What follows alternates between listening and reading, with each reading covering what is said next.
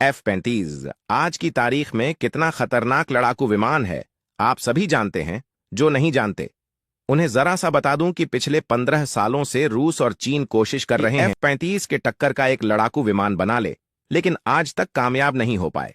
आज तो छोड़िए, आने वाले करीबन 6 से 7 सालों तक भी रूस और चीन एक ऐसा लड़ाकू बना पाएंगे जो कि F-35 को टक्कर दे सके।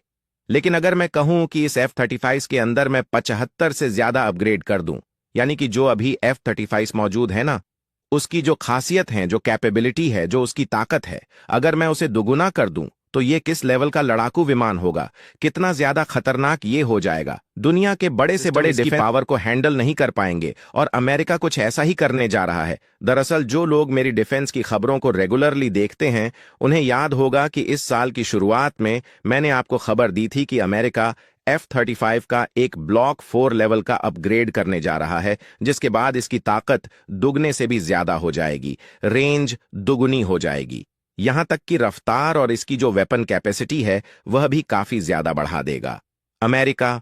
और अब इस पर बड़ी खबर आई है। खबर यह कि इसमें अमेरिका टोटल 75 तो मेजर अपग्रेड करेगा, इसके अलावा 100 से ज्यादा माइनर अपडेट्स किए जाएंगे। इसकी टेक्नोलॉजी को हर लेवल पर एनहांस कर दिया जाएगा, यानी कि अभी आज की तारीख में जो F-35 है इसे डबल पावरफुल बना दिया जाएगा। इसकी रेंज हो, इसकी फ्यूल कैपेसिटी हो, इसकी स्पीड हो, हर लेवल पर इंप्रूवमेंट देखने को मिलेगी। और सबसे बड़ी इंप्रूवमेंट कर रहा है इसके स्टेल्थनेस में। कभी कभी आपको देखने को मिलता होगा कि ऐसी चुनिंदा खबर आती है कि फलानी जगह F-35 डिटेक्ट हो गया या फलाने लड़ाकू विमान ने डिटेक्ट कर दिया, तो उन सब चीजों को खत्म कर देगा अमेरिका ब्लॉक 4 के साथ, इसके स्टेल्थनेस को इंप्रूव करके। और इसमें अमेरिका का काफी खर्चा होगा।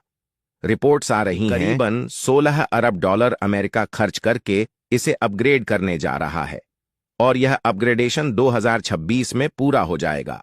2026 में आपको एक नया नवेला F-35 देखने को मिलेगा, जिसमें कुछ डिजाइन चेंजेस भी होंगे।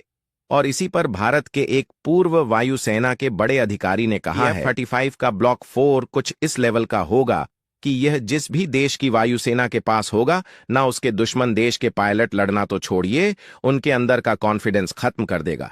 ये आगे उन्होंने स्पेशली मेंशन किया है चीन के J-36A को, जिसे चीन खुद भी इस्तेमाल करेगा, पाकिस्तान को भी 40 की संख्या में देने वाला है, ऐसी रिपोर्ट्स हैं। उन्होंने कहा है कि J-35 की जो टेक्नोलॉजी है ना, उसे हराने के लिए F-35 को अपना बीस्ट मोड भी ऑन करने की जरूरत नहीं है।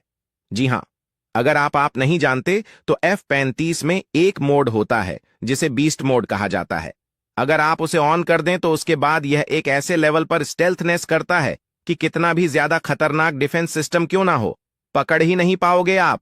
चाहे फिर उसके बाद F-35 आपके देश की राजधानी के ऊपर ही क्यों ना उड़ रहा हो, आपको पता नहीं लगेगा कि आपके ऊपर दुश्मन का F-35 है। बीस्ट मोड में जाने के बाद कुछ ऐसा बिहेव करता है F-35, लेकिन चीन के किसी भी लड़ाकू विमान को हराने के लिए इसे अपने बीस्ट मोड को भी ऑन करने की जरूरत नहीं है। इतना ही नहीं कहा तो यह भी जा रहा है कि अगर भारत F-35 वाकई में ही लेना चाहता है ना, तो F-35 का यह ब्लॉक 4 वेरिएंट ही ले, भले ही इसके लिए हमें 1-1.5 साल इंतजार करना पड़ जाए, कोई बात नहीं।